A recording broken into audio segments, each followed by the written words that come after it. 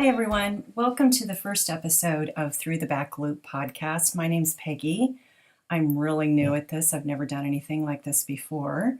But after really enjoying other people's podcasts about making, sewing, knitting, all kinds of crafty things, I decided to give it a try myself. I'm recently retired. I have a lot more time than I did when I was working full time. I'm also recently a new resident of Southern California. I live in Oceanside, California. I've lived here for the past 2 years and just find the online community a great way to connect with other people. So I just wanted to show you some of the things I've been doing the last couple of months, and we'll see where it takes us from there. I'm going to start off with knitting. My first finished object in knitting is actually the linen tee that I'm wearing. It has a little scalloped edge on it. And this is from Knit Picks. I ordered this booklet called Sunday Morning from Knit Picks. This particular pattern is called Patu, I think is how you pronounce it, pullover. It's my most recent make. Very easy pattern, really fun to wear. The linen is great for the climate here in Southern California. I pretty much used the exact same yarn that they used in the pattern in the plum color. It's a Lindy Chain, I believe is the name of it. The only thing that was different was for gauge, I used a size 4 and a size 6 rather than, what did they call for? They called for a 7 and a 4. So I did modify it a little bit with that. Like I said, I've worn it a ton, and it was a really fun make. Next on the list is a shawl that I finished about, I think I finished this probably about 5 weeks ago. It's called the Doo-Wop. It's a slip stitch. Love the mustard color and the pattern. I haven't blocked it yet, so it'll probably be a little bit bigger when I do get that finished. This pattern was written by Lisa Hands, and I think I have a picture of it in the colorway that comes on the pattern. I found this on Ravelry. Anyway, it's been a little while, so I don't have I think if you look me up on Ravelry, you can, I think I have it posted in Ravelry, you can read the notes. I really can't remember anything different that I did. So, sorry. But that is a finished object this summer. Moving from that on to one of the shawls. Hold on one second. This is a shawl that I actually completed after I made this linen dress, and I'll talk a little bit more about that in a second. But this shawl, the yarn came from Oink Yarns, and I bought this at, I believe it was a San Diego yarn crawl last year, not this year, but last year. Lace pattern that actually was, there's a lot of goof ups in this if you look at it closely. But I just made do. And when I looked on Ravelry, many people said it was a really easy knit. I can't say that that was my experience. It was probably just me because I hadn't knit lace for a while. So there are many mistakes, but it's a shawl, so it was fine. This also is written up in Ravelry if you'd like to see it. My name on Ravelry is K Dreamer. Next make, let's see what I have here. Oh, I didn't tell you the name of this, actually, this shawl. and I hope I don't give it up too much. It's amethyst, I think is how you say it. Some of the names on a lot of these patterns are really tricky for me to pronounce the right way. It's spelled, I'll put it up so you'll be able to see the name of the shawl. But it looks great with this linen dress, and I'll talk a little bit more about that in the sewing part. But I needed something, at night. I went out to dinner with this linen dress and just needed a little shawl for the summer. So it was perfect that I already had it in my stash. As far as works in progress, I am presently almost finished with the Tecna by Caitlin Hunter. And the yarn that I'm using is Shalimar from Shalimar Yarns. It's actually called Blue Steel. And I'll just show you that I'm so close. I'm actually on the first sleeve. Of course, this hasn't been blocked or anything, so the lace will look a lot better once it has been blocked. So I'm working on the sleeve. Had to put it on double points in order for, I had a small circular, but it was stretching out really bad. So finally I figured out that if I put it on the DP ends, it was much better. So really all I have left is this sleeve and the next one, and then I'm done. And then it's just blocking. So I'm super excited about that. This yarn came from Connecting Threads down in, I guess that's in Encinitas. I don't have yarn stores really close to me. I do have, probably the closest one is Yarning for You over in San Marcos. And so, and I shop there a lot. But every once in a while I'll drive a little further and go down closer to San Diego. But super excited to have this blocked out and see what it looks like. I had read all the notes about it on Ravelry, and everybody talked about, all the ease and everything. So I went down, and the pattern actually says that the test knitters used somewhere between a 3 and a 7. I ended up, my swatch showed me that I should do a 5.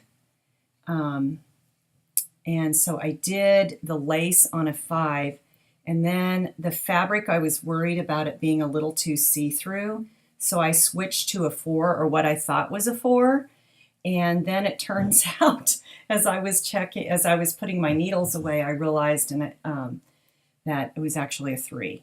So I'm a little concerned about this being too, maybe not having enough ease, because I really did want it the way it was designed by Caitlin Hunter, but we'll see what happens when I block it out. I'm probably going to be a little less ease than I was hoping for. But that's my work in progress for now. As far as future plans, I wanted to say one more thing before we go to future plans. One thing that, every project teaches you something. This one taught me, I had 2 huge skeins of this yarn. There's a lot of yardage in each one, but it is hand dyed. And so you can see that I used the first one, and then when I went to the second one, there was a difference just because, every hand dyed skein is going to be unique. So probably what I should have done is do kind of a fade so it wasn't quite so obvious.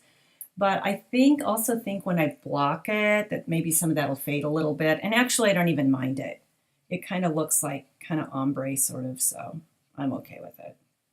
But, next time I will consider fading it a bit between the two, do a row of one and then the row of the other so it's not that distinct line.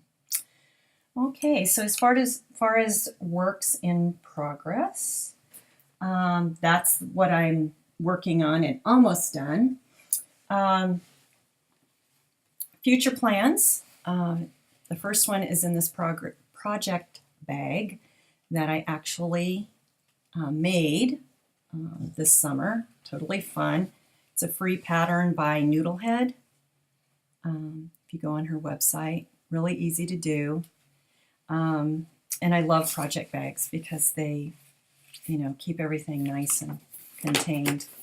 I'm hoping to start on the Zweig. I think that's how you say it. It's also by Caitlin Hunter. And the two colors, this is the body. I actually got this yarn from Madeline Tosh's website. I think it was 20% off maybe during Labor Day. And I was hoping, it was really hard to tell on the color. I was hoping it was more like a navy, which it does have some navy in it, but it also has a lot of purple in it. But I guess I'm okay with that. And then this will be the lace part. And I did get that from Yarning for You shop. And let's see what that's called. I can't remember.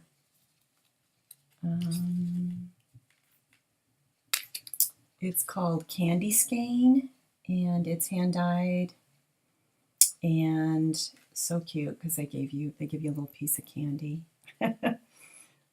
charm on there. So anyway, yeah, that's in the plan. And then also huge challenge. I'm kind of scared to even try it. Is the Geiger. It's a Brooklyn tweed. It's Nora Gahn, I believe is her name, and the picture's just terrible. I mean, they did a dark background in a dark sweater, so I'll see if I can get another picture of it to put it up, make it a little more obvious. But it's really a beautiful cabled sweater with lots of shaping. I'm going to use the Arbor, which this color is called, let's see, where is it? It's called Kettle. And this was a sample over at Yarning for You, and I tried it on and I loved it so much. It's more almost like a jacket. So I decided to just go ahead and go with that color and everything. So super excited about that. So before I move on to the sewing segment of this episode, I realized we had a guest that entered. I was so into what I was talking about that I didn't realize that Ollie the Beagle, is part of the podcast. He's just napping behind me as usual. Ollie is an 11-year-old supposed full-blooded beagle, but we have our doubts. He's super long. I don't know if you can see, but we really think he has Basset in him too, so he's kind of an imposter. Anyway, big part of our lives, love him to death. He's quite the character. But moving on to sewing projects, I referenced this linen dress that I made earlier in the summer. Also worn it quite a bit. This fabric is 100% linen, and it came from Joann's. It's very simple. Has the little button in the back, no zipper or anything.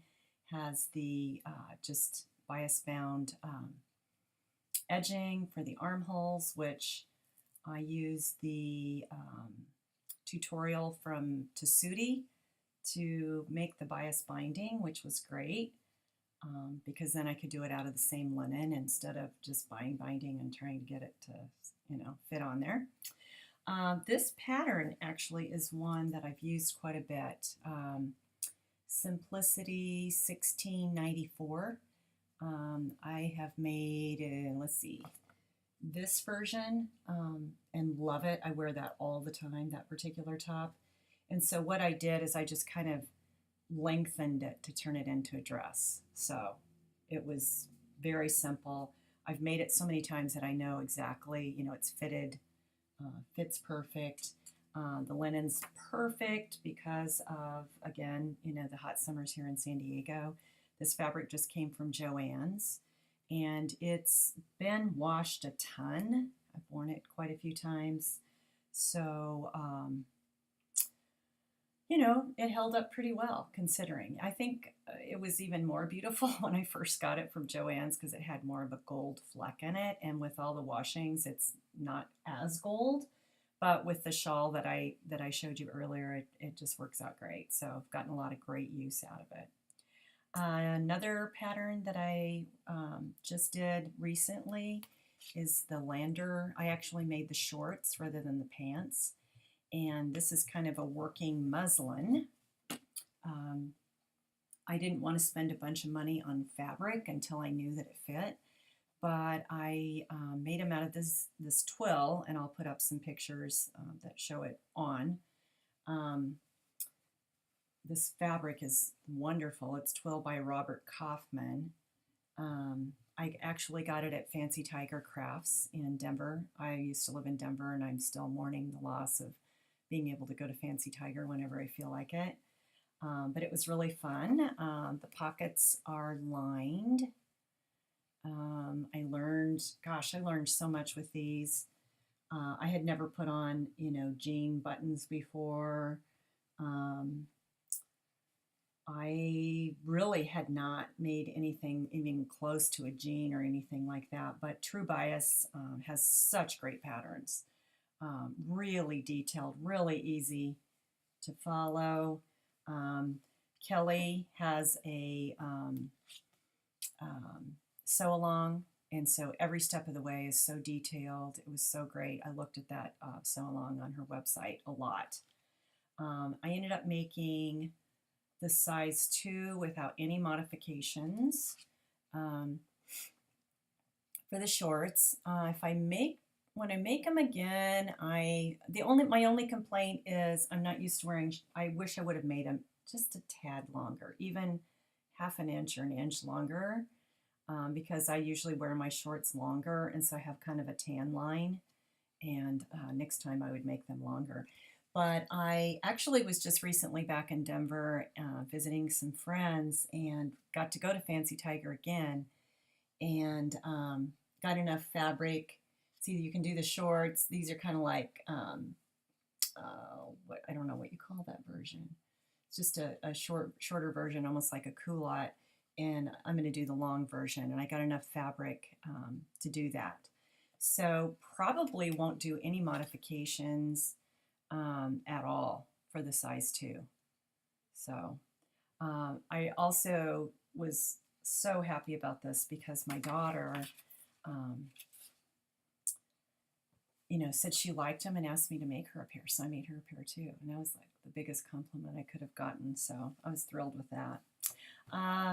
What I'm working on now, and just kind of a pattern that I got on sale, and I wanted to make a wrap dress.